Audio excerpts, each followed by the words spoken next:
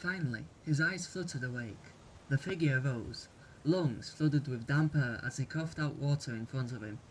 It instantly evaporated away on the hot sand, which filled each little crease of his skin. He twitched his head round in desperation, limbs flailing, grasping. Grasping for what? Not even he knew. Maybe a liquid to soften his parched, cracked lips. Maybe the hand of a helpful soul who will explain what happened to him. Maybe just a grasp on life. Now calm, well, as calm as he could be, he pushed himself up to the curved old palm tree on the little spit of land he now realized he was on. The palm tree, with 4 big thin leaves, so thin in fact you could almost see through them. As he looked up its cracked overlapping surface, and then down to his surroundings, he realized he was as lonely as that one single palm on that little drop of sand poking out of that water. The young adult moved his dark jaggedy hair out of his eye's view, to reveal the thousands of miles of sea and ocean in front of him. He listened to the sounds of tides slowly crawling up and down the sand, felt the faint breeze blowing past him. He knew he was a long way from home, but why? How did he end up there? He didn't remember a thing, and that scared him even more. He wanted to stand, so looking at his legs, he used as much strength as he could, but to no avail. He felt heavy, very heavy, but he couldn't just sit there, his back resting on the palm. So he planted his feet, his hands beside him, and used them to spring his body up. This feat left him gasping for more air. He felt tired. Balancing himself on his weak feet was a difficult task.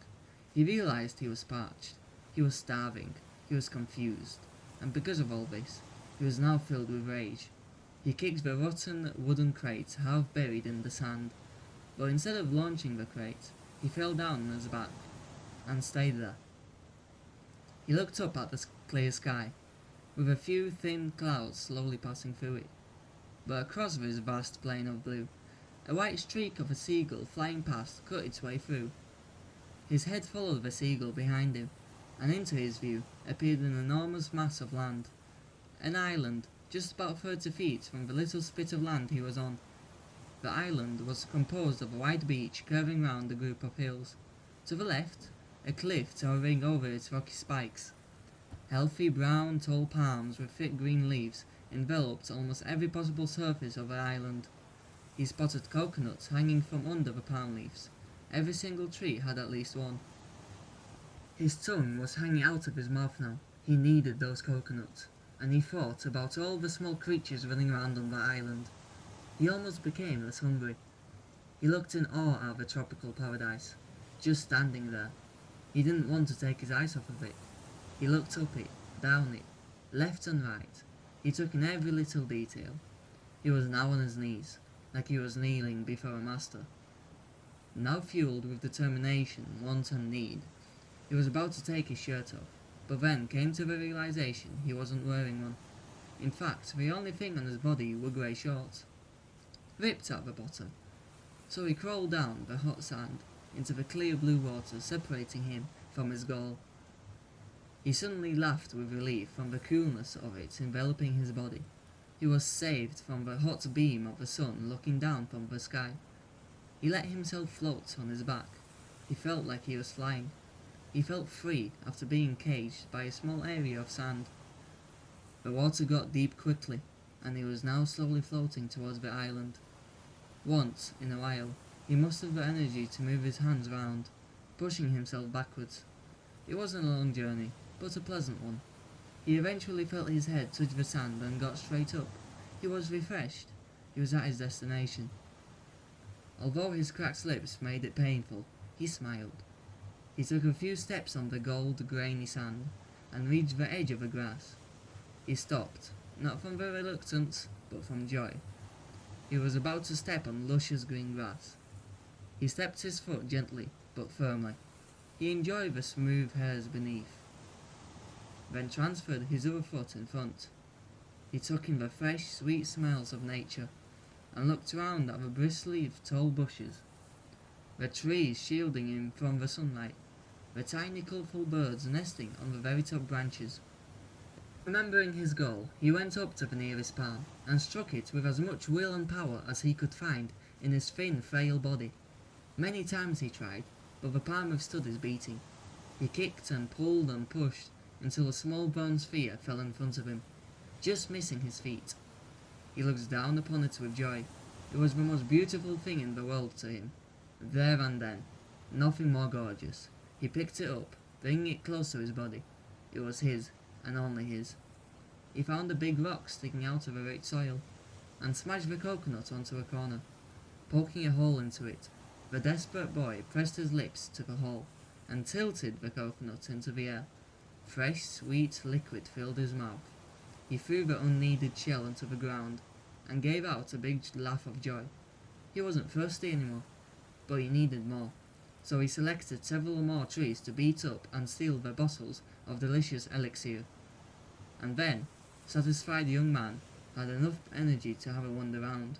To explore this new paradise he now walked on. He pushed his way through the dense greenery of branches and leaves. He saw caterpillar-like creatures of all colours and sizes crawling on everything. He didn't mind the ants crawling up his legs. When he saw light, he put speed behind his next steps and finally made it out of a lush forest of palms onto the other side. His feet sunk a little into the sand with each step, yet kept walking, looking to his left at the green hills and plateaus, then moved his gaze to the clear water creeping up the beach. He walked and walked until he reached the edge of the island. He looked up at the cliff like a skyscraper, like the ones in New York. Yes, that's where he was from. Pictures of a busy grey streets and stone buildings lined neatly along the roads flashed across his mind. When he returned to his present moment, he noticed a footpath, just over the edge of where the grass, ground and the beginning of a cliff met.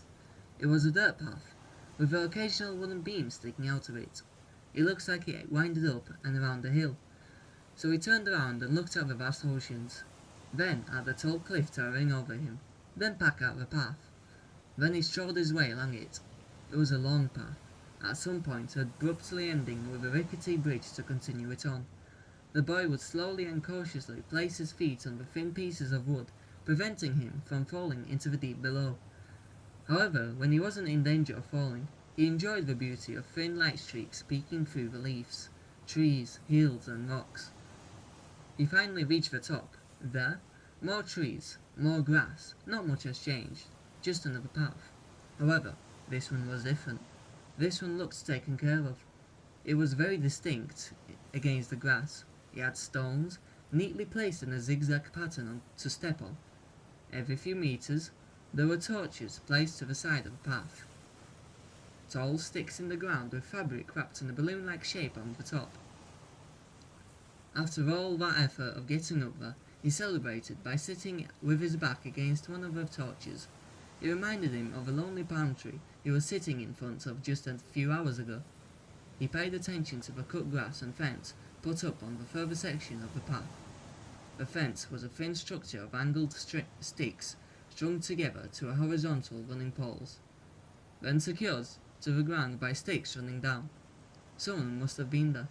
Maybe he's not a lone soul on this pile of rock. He looked up, and in the distance, peeking up, just from behind the tall palms, was what looks like the top of a shingled roof.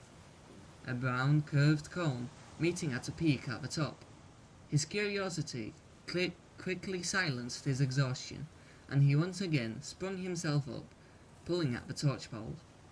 The boy, drenched in sweat, continued his way down the path, and after 5 minutes of walking, he reached two palms crossing each other at the top, forming an arch, which ended the path.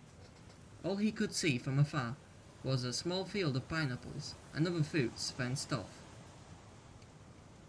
He turned into the arch, and from the dark surrounding trees, a tall weathered lighthouse arose.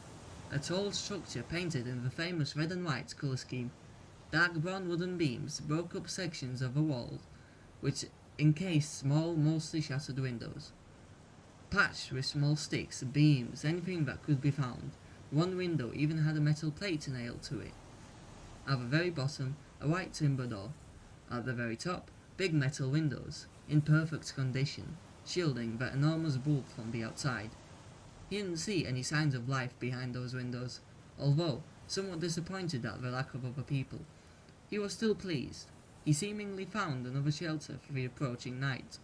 He walked slowly up to the lighthouse door, placing his cut hands onto the chrome door knob. He tried pulling it open. However, the door did not budge. It stayed there, and just as the boy sat back down in front of the door, the outline of a figure approached from behind the arch.